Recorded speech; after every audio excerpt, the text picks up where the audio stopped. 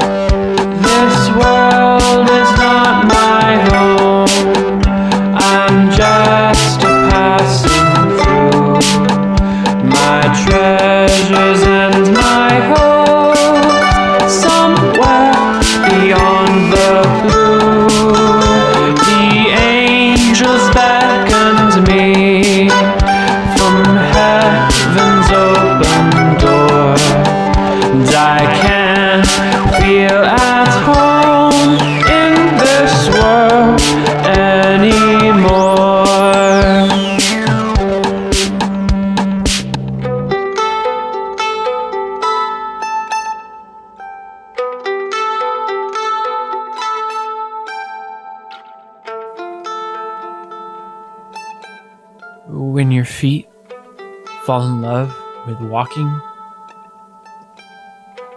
standing still feels like heartbreak.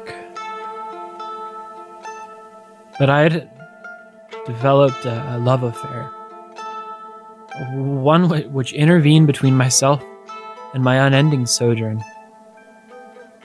I couldn't leave Gerry. The old man was too gentle.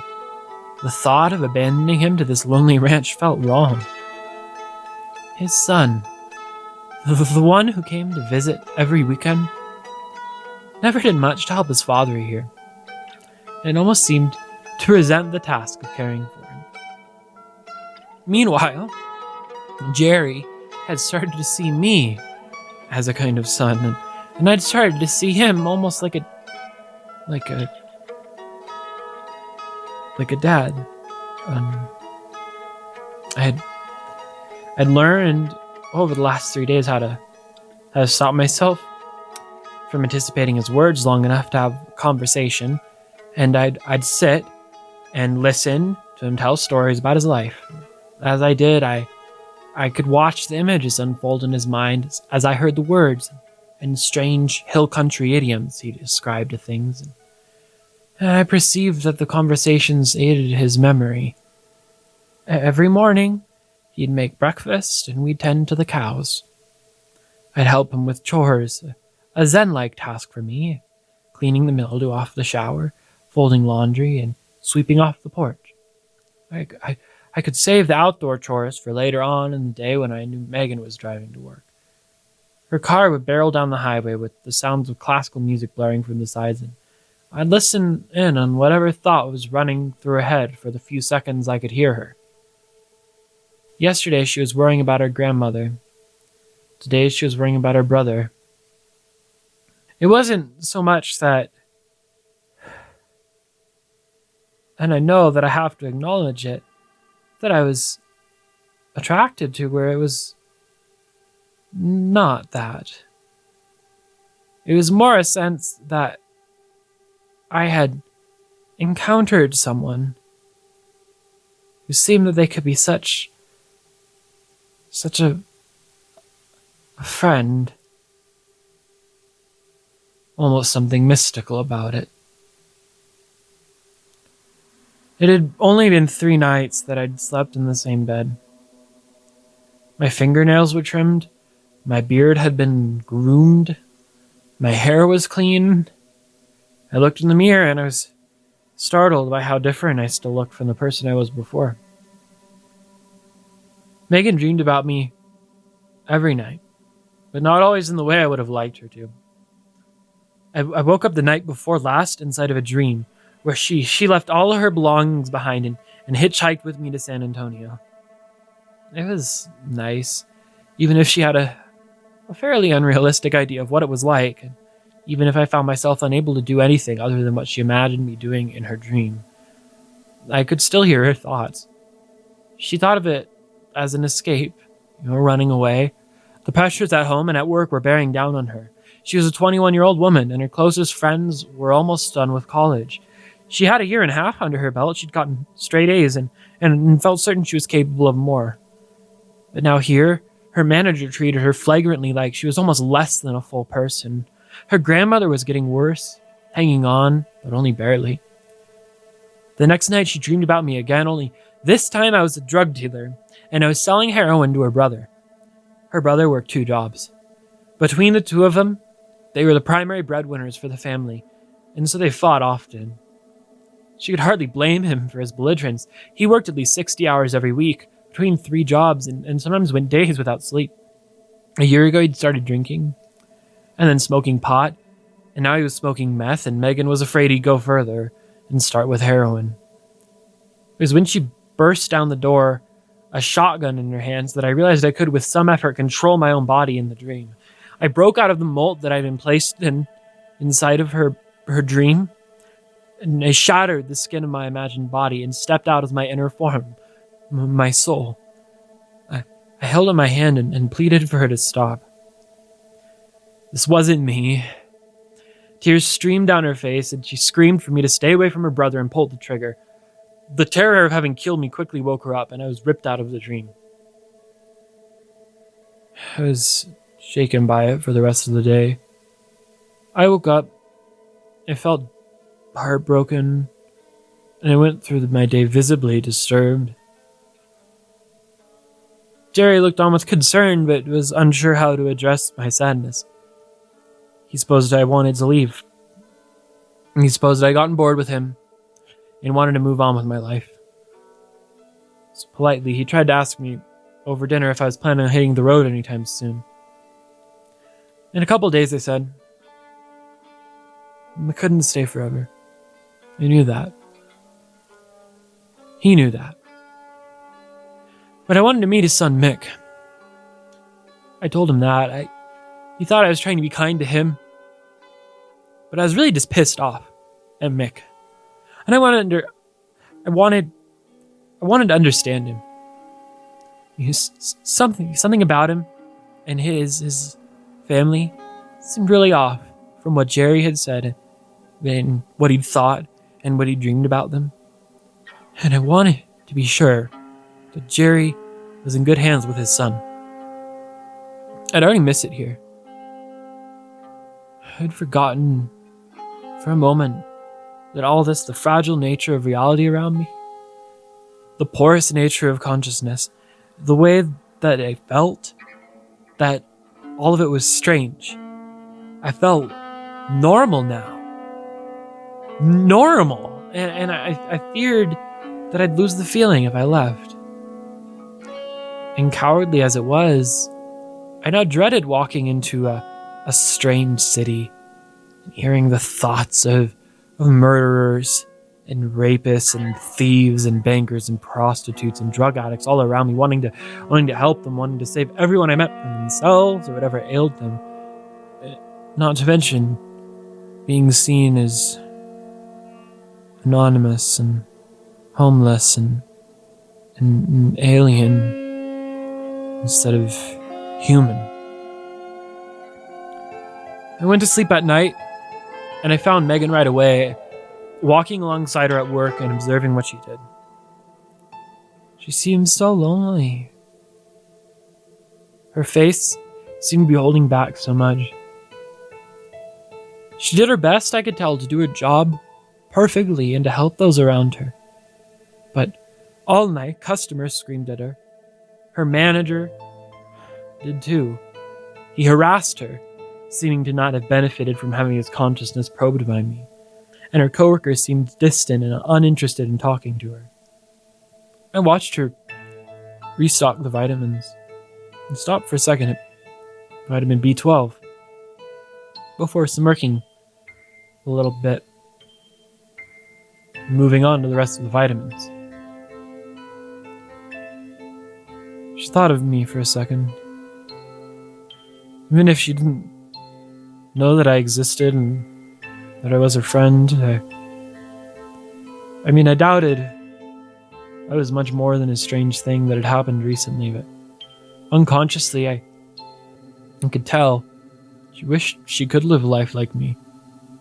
So I'd become a symbol, I guess. Her dreams debated back and forth whether my life was a life worth choosing, and I'd become a fixture in that debate.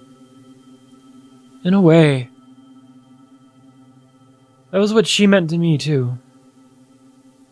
A lifestyle, a state of fixation in one place that I contemplated unendingly.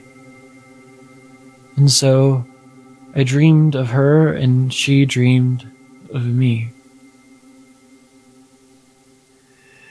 I returned to my body when she got home and waited for her to start dreaming. Been thinking about that all day. What I'd do when I did, now that I realized I could break out of the mold she built for me in the dream. But for a while I stayed and I floated and she hadn't thought of me. Saddened for a moment, I wondered if it might be better that way. For her to forget she'd ever seen me, and for me to forget I'd ever seen her. And to just leave it at that and keep things the way they are. Run away and be unattached and untethered. I'd be a homeless guy wandering Texas, hunting gems on acid. And she'd be a stoned Walmart employee working long hours at night and caring for her grandmother by day. Then Gerry would be an old man in his house, staring longingly at his cows munching grass in a sprawling and mushroom-filled pasture. For a moment, nothingness of it had an appeal. To simply let my thoughts stay as thoughts so that I could remain a passive observer to them, doing nothing to help and nothing to hurt anyone. Standing still. But then suddenly I felt myself drift downwards into a dream. Meagan. In her dream she was stocking vitamins again and I was behind her. She gasped when she saw me. I could tell she was thinking about the dream last night when she'd shot me, and looking through her mind in that moment, I knew she was ashamed of having thought of me that way. I shook from the image she imagined that I looked like and let it crumble behind me. Hey, Hey, why do you keep dreaming about me? I asked. She gulped, wincing, her stomach filling with serotonin and her eyes racing over me. I wish I would have gotten to talk with you. She answered. I shook, unsteady. I suddenly could not read her mind. Rather, I only felt it. Right up against mine, warm and shivering. I knew that it was there, but I was deaf to it. You seemed like you had a story, and when you talked, you sounded younger than you looked. I wanted to talk to you, know more about you. Well, hi. Um, my name's John. Nice to meet you. It all felt real suddenly, like we were in the real world. I could barely tell I was dreaming, and neither could she. For all intents and purposes, it was reality. I couldn't tell what was happening, but it felt uniquely psychedelic. Everything looked not only real, but hyper real. Detailed. All of the senses felt so entirely normal that I felt completely out of place. And I'm Meagan. Yeah, um, this is gonna sound weird, uh, but I thought you were one of the nicest people I'd ever met when I heard your mind coming around the corner. And then when I saw you, you had, you had really nice eyes, or soft eyes. You didn't pity me or judge me, you just helped me find vitamins and wondered about where I came from. Where did you find that crystal? Oh, the tourmaline in New Hampshire last summer. I don't really sell them. I give them to people. Sometimes they give me money, but only sometimes. I never ask for it. They're healing crystals, you know. Do they work? Well, how's yours working? She sighed, looking off. Well, I feel a little braver, Okay, then I guess they do, right? but it's just a placebo effect, right? Sometimes that's all it takes. Don't you feel bad convincing people they're magic? I shook my head, having wondered about it myself. Well, you see, they need hope. So I give them hope. They have everything they need inside of themselves to heal themselves. They just need hope. You know, whether that's in a healing crystal, or a friend, or hey, how about, yeah, that lady that came in earlier tonight. You helped her lift her bags into the cart, even though she was rude to you. I saw her too last time when I was walking in, and so I know her a little bit, and um, I could tell when I was watching her, she felt like you were a younger version of herself. So she acted rude and yelled a little bit, but you helped her with her bags and acted so sweet to her. I know it made her day just a little better. So that's what I mean. That's hope. You know, that's it's not worthless. And even if they're just crystals, you know, if you think about it, the placebo's magic enough. She pondered it for a moment. But what does that change? I can have all the hope in the world, and it doesn't make a difference. What if I had a terminal disease? Or cancer? What good does it do for me to hope I get better? Think about your grandma's neurologist, okay? What about her? She's kind of mean, but she's competent. Yeah? And you know your grandmother doesn't like her, but you both know she knows what she's doing, and she's helping her get better as best as she can. So, what good would it do anyway for her to try to be a bit less of a negative person? What good would it do? She turned her head, understanding what I was saying. So that's why you know, you'll be better at it than she is. You know, because you're kind. You're strong enough and good enough to help people when they need you.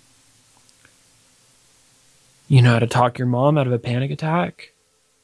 You know how to help your brother get out of bed in the morning, and you know how to keep your grandma's spirit fighting.